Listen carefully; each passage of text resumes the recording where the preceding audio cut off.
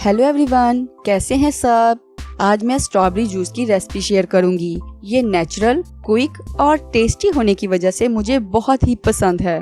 इस छोटी सी आसान सी रेसिपी से आप बाजारी कोल्ड ड्रिंक्स के नुकसानात से न सिर्फ बच सकते हैं बल्कि इस फ्रूट जूस की वजह से सेहतमंद और फिट भी रह सकते हैं। और ये कंट्रोल बजट भी है। गर्मियों में जब बच्चे स्कूल से वापस आएं तो इन्हें लाजमी पिलाएं।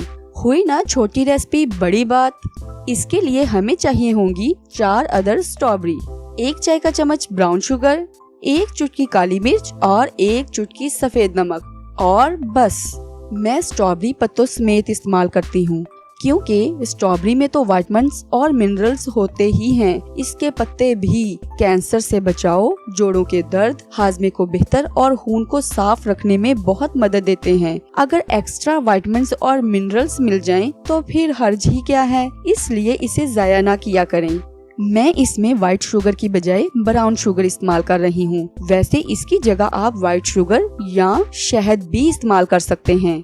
काली मिर्च मैं 1 चुटकी ऐड करूंगी। जूस में इसका जायका बहुत अच्छा आता है। ये जिस्म के डैमेज सेल को रिकवर करती है और एंटीऑक्सीडेंट होने की वजह से इसका फायदा और भी बढ़ जाता है।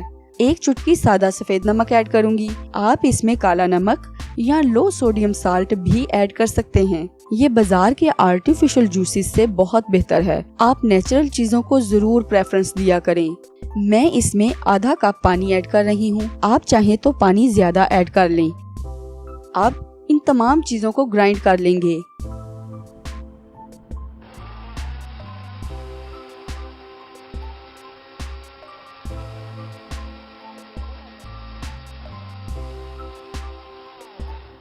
लें जी, जूस तैयार है। मेरे बच्चे पल्पी जूस बहुत पसंद करते हैं, इसलिए मैंने इसे पूरी तरह ग्राइंड नहीं किया।